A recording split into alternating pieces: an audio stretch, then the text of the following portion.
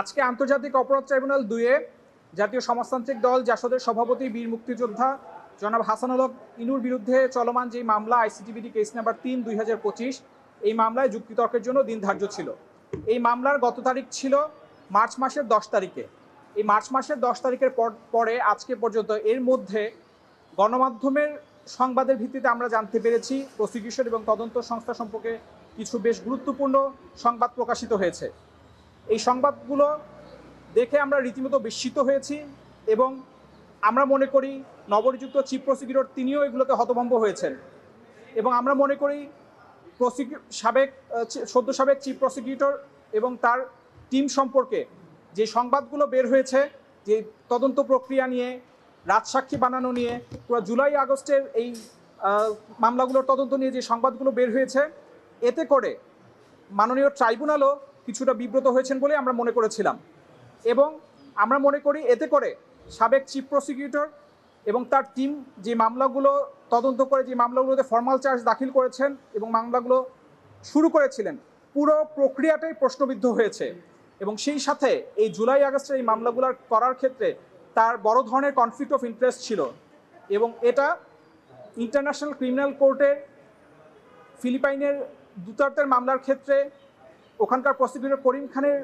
যেই conflict of ইন্টারেস্টের কারণে তাকে যে মামলা থেকে বারিত করা হয়েছিল সেটার সমতুল্য। এবং এই কনফ্লিক্ট অফ ইন্টারেস্টের কারণে আমরা এর আগেও বলেছিলাম যে এই মামলা তিনি পরিচালনা করতে পারেন না, কিন্তু তারপরেও সেই মামলা এতদূর গড়িয়েছে এবং এই নির্বাচনের পরে 12ই ফেব্রুয়ারির পরে বিশেষ করে মার্চ মাসে যে সংবাদগুলো এসেছে প্রসিকিউশন টিম এবং তদন্ত সংস্থা সম্পর্কে, তাতে করে আমরা এই মামলার আবার পুনর্তদন্ত চেয়েছিলাম এবং আপনাদের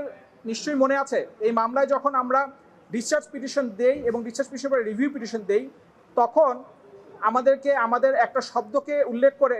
তৎকালীন চিফ প্রসিকিউটর বলেছিলেন যে আমাদের এই বক্তব্য রাষ্ট্রদ্রোহিতার শামিল। আদালতের ভিতরে আইনজীবীর বক্তব্য কখনো রাষ্ট্রদ্রোহিতা হতে পারে না। আদালতের ভিতরে আইনজীবীর আইনি যুক্তিতর্ক করার কারণে তাকে যদি রাষ্ট্রদ্রোহিতার হুমকি, আসামিকে হোক বা আইনজীবীকে হোক রাষ্ট্রদ্রোহিতার হুমকি দেওয়া হয়, সেটা আদালতের আইনজীবীর বিচার কাজ পরিচালনার ক্ষেত্রে এবং আসামির আত্মপক্ষ সমর্থনের ক্ষেত্রে একটা বাধার সৃষ্টি করে। এই বিষয়গুলো আমরা মাননীয় ট্রাইব্যুনালের সামনে তুলে ধরতে চেয়েছিলাম, পুনর্তদন্ত চেয়েছিলাম। মাননীয় ট্রাইব্যুনাল আমাদের দরখাস্ত খারিজ করেছেন। অতঃপর আমরা চেয়েছিলাম 2 জন সাক্ষী, বিশেষত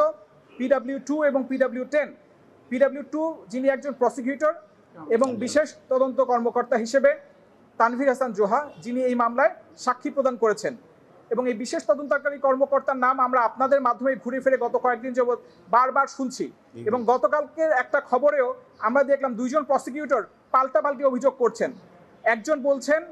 যে একটি হার্ড ড্রাইভ ট্রাইব্যুনাল থেকে পাওয়া যাচ্ছে না, সিসিটিভি ফুটেজ পাওয়া যাচ্ছে না, এবং আরেকজন প্রসিকিউটর বলছেন যে এই সিসিটিভি ফুটেজ পাওয়া যাচ্ছে কি যাচ্ছে না এটা দেখার কোনো দায়িত্ব তাকে দেওয়া হয়নি।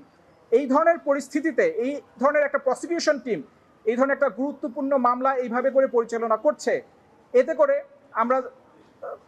তাদের বিচার প্রক্রিয়াটাই প্রশ্নবিদ্ধ হয়েছে এবং আমরা এই কারণে তাদেরকে জেরা করার সুযোগ চেয়েছিলাম, রিকল করার সুযোগ চেয়েছিলাম মাননীয় ট্রাইব্যুনাল এবং সেই সাথে তদন্তকারী কর্মকর্তাকে আমরা জেরা করার সুযোগ চেয়েছিলাম। মাননীয় ট্রাইব্যুনাল আমাদের এই আবেদন দুটিও নামঞ্জুর করেছেন।